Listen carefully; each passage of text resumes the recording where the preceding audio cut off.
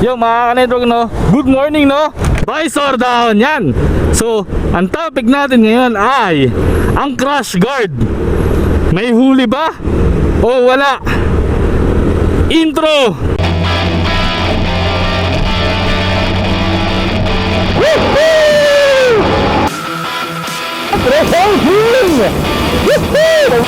Visor down. You know, mga ka-network, visor down 100. Woo! Meron tayong ARCR no mga ka-network. Yo mga ka-network no, mabilis lang tong video na to, dahil sa kagustuhan kong malaman kung talagang may huli ang crash guard o wala. Tas wala namang time para pumunta ng LTO kasi laging sarado. Sinat ko ang LTO, NCR East yata yun. Sinat ko ang LTO. So para malaman ko na rin yung side nila kung talagang may huli ba ang crash guard o wala. So tinanong ko, sabi ko sa kanila,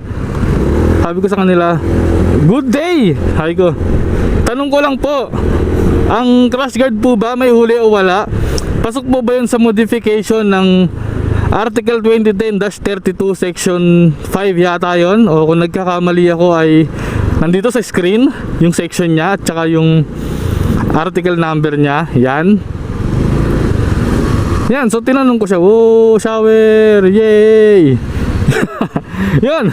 Teka nga lang, pagtapos nga na stoplight.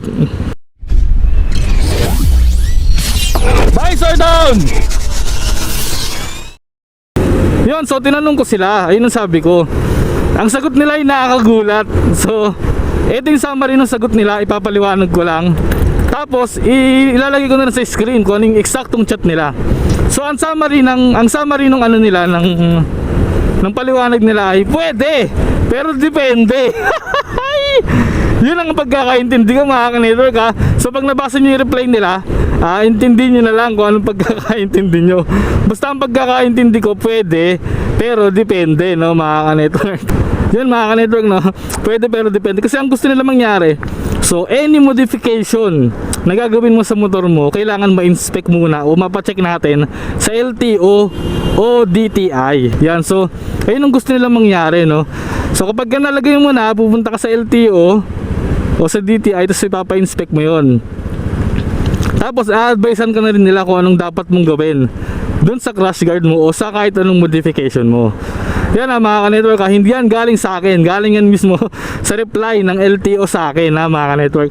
So ito yung reply ng LTO. Marami pa akong tinanong sa kanila so iniisa-isa pa lang nila sagutin.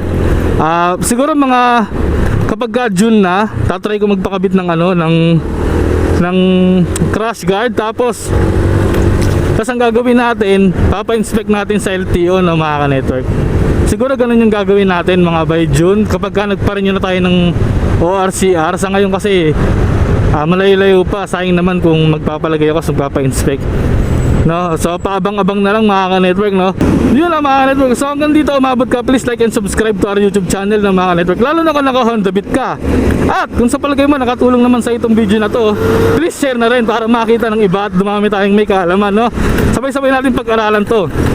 At see you next time. Peace out. Oo nga pala no mga ka-network, motorcycle lane. Ang hirap dun mag-outro, lubak. Yun, so kung meron nga pala tayong Facebook page ng mga ka-network, Sid Network Motovlog. Kung may time kayo mga ka-network, pabisita na lang din. Ang link nasa description sa baba. Sama-sama nating alamin yung mga bagay-bagay no? Maraming salamat sa inyo mga ka-network sa support ang binibigay nyo. Shoutout Team Angkor Gray, shoutout Troops Philippines, shoutout sa inyong lahat. Peace out.